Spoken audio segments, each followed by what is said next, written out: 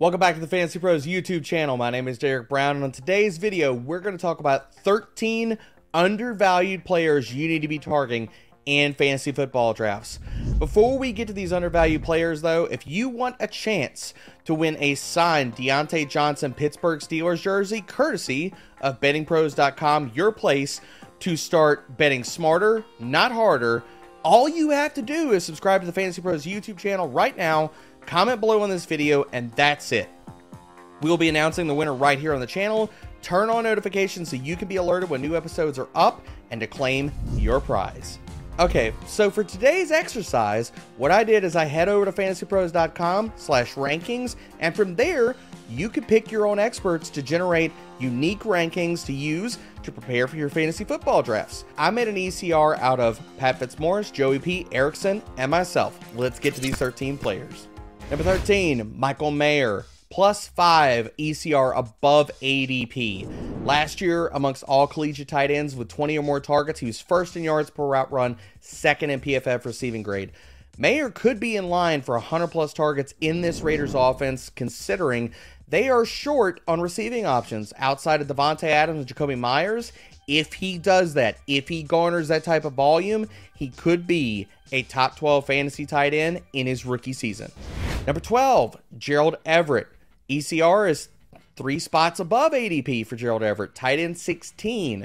Gerald Everett is in a fantastic high-powered offense, and this is where we want to look at for late-round tight ends. He's being undervalued because, look, we've already seen this Kellen Moore offensive system produce tight end production, a la Dalton Schultz.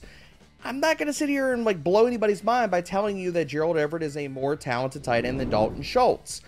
Last year, 12th in yak per reception, 3rd in yards per route run against man coverage. Gerald Everett could explode as a top 12 option in fantasy football at the tight end position in 2023.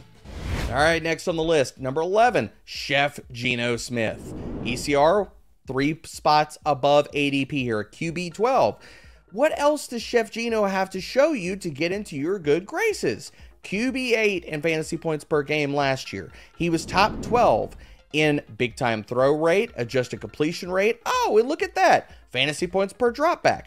Now you're going to add another receiving weapon in the first round in Jackson Smith and Jigba. Gino Smith can be a top 12 quarterback again this year in fantasy. Number 10, getting back on the rookie tight end train, Dalton Kincaid. We have him as tight end 11 in this ECR I built.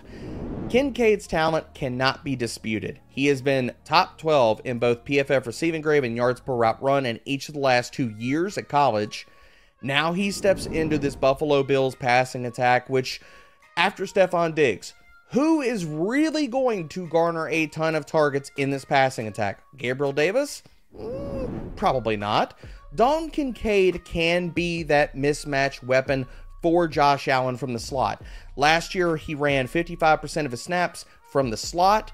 And if you will look at him versus all collegiate wide receivers and tight ends, second in PFF grade from the slot, Dalton Kincaid can be a fantasy league winner in his first year, and he is surely undervalued.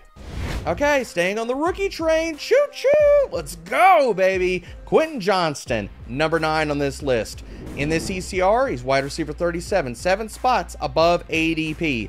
And I'll just start this by telling you, let's read off of Mike Williams' injury history since he's entered the NFL. Whew, big deep breath here.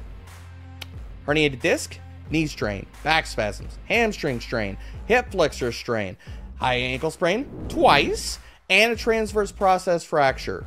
Okay, so maybe Mike Williams is not going to play the full slate of games this year. Well, this is where it steps in with Quinton Johnson. His talent, and he offers a different aspect to this passing attack. His run after catch ability is fantastic. He was 6th in yak per reception, 11th in missed tackles forced last year. Kellen Moore is going to put him in spots to win and succeed in his rookie season. Quinton Johnson has the talent to be a massive fantasy asset this year.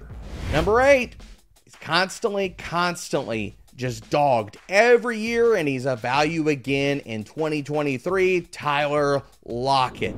In this ECR, I created 9 spots above ADP, wide receiver 23. Now, that's still not giving enough respect on Tyler Lockett's name, considering he was the wide receiver 16 in fantasy points per game. And yes, I just talked about, okay, well, Jackson Smith and Jigba with Gino is in town, so we could be worried about target volume. Well, guess what? Tyler Lockett has not shown any signs of slowing down. He was 24th in yards per route run, second in open rate, behind only Deontay Johnson last year. Tyler Lockett still has the talent and is still in a really, really good offense to produce for fantasy. He is undervalued right now. Go scoop him up in drafts. All right, number 7, the man, the mystery, the person that I had to bring up here. Number 7 is Drake London, wide receiver 20 in this ECR, 6 spots above ADP. What do we know about Drake London? Oh, he garnered a ton of targets in his rookie season. And if we're betting on talent, and I get that you're going to sit here and I know what you're thinking, Desmond Ridder is not that good of a quarterback. Okay, well, I'm not going to sit here and push back against that. But betting on Drake London in fantasy this year is a bet on talent, and Drake London has it. He was 5th in target share last year, 2nd in targets per route run, 11th in yards per route run. We've seen Drake London perform at a top 24 level already. Weeks 13 through 18, he was the wide receiver 20 in fantasy, and this was without scoring any touchdowns through that stretch. If he would have got into the box once or twice, we'd be talking about him in a different light, because that stretch, he would have been a wide receiver 1 in fantasy, and in our hearts, draft Drake London this year.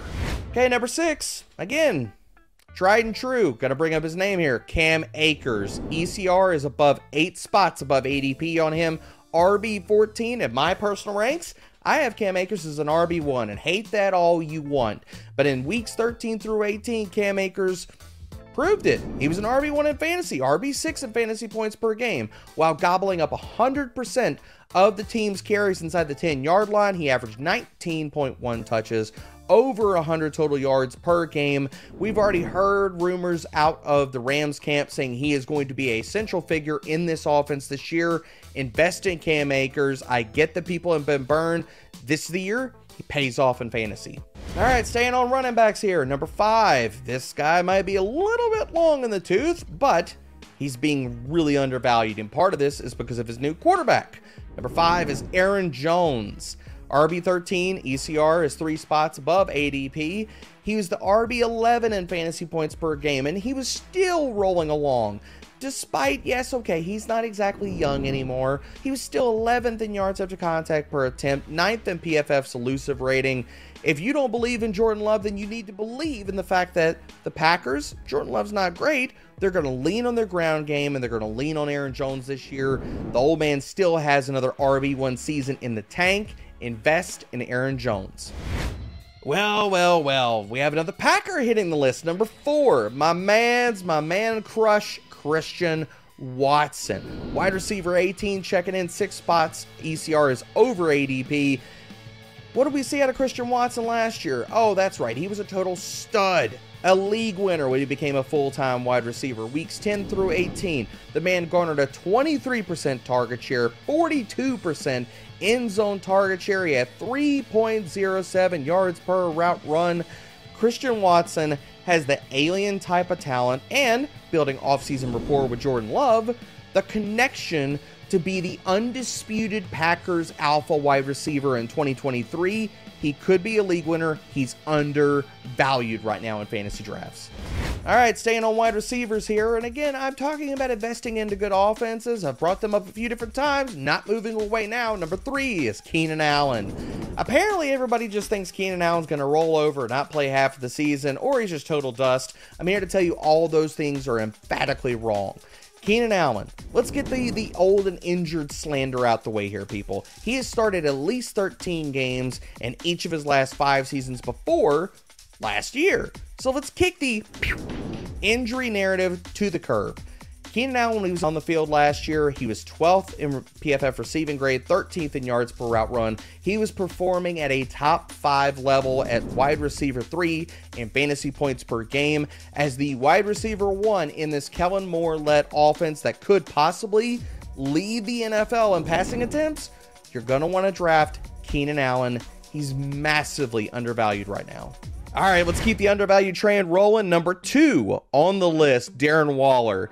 My ECR has him 2 spots above ADP at tight end 5, and this is a guy you need to be drafting all over the place. Darren Waller.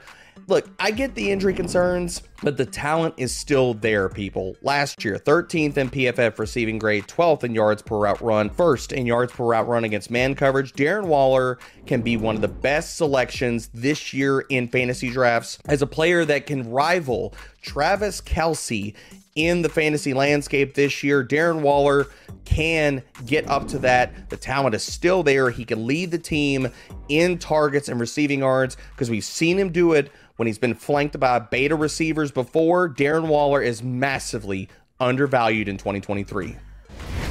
All of this brings me to, you got it, my number one guy, and you're wanting the jersey here, Deontay Johnson, baby. ECR, 4 spots above ADP, wide receiver 27, and in multiple formats, you can draft him as a wide receiver 3 right now, which is criminal for Deontay Johnson. He was 13th in target share last year, people. I get he didn't score any touchdowns, but what are we talking about here? He's the Miles Sanders of wide receivers. Those touchdowns are coming back this year, baby. He had 0 touchdowns, and he was still the wide receiver 39 in fantasy points per game off of volume. This Steelers offense will be better in Kenny Pickett's second season, and I want to invest in a wide receiver that was wide receiver 20 in expected fantasy points per game. Deontay Johnson could climb back into top 15 fantasy wide receiver graces. If he does so, you're going to want to draft him a ton this year because he is massively undervalued. All right, everyone, before I get up out of here, remember, if you want a chance to win that signed Deontay Johnson jersey, the number one guy on this 13-player list, all you got to do is subscribe to the Fantasy Pros YouTube channel. Right now, comment below on this video. We'll be announcing the winner right here. This jersey is courtesy of bettingpros.com, where you need to subscribe so you can win smarter and not have to work harder. Turn on the notifications for this channel so you can know when new episodes are dropped and to claim your prize. Enjoy drafting these undervalued players in 2023.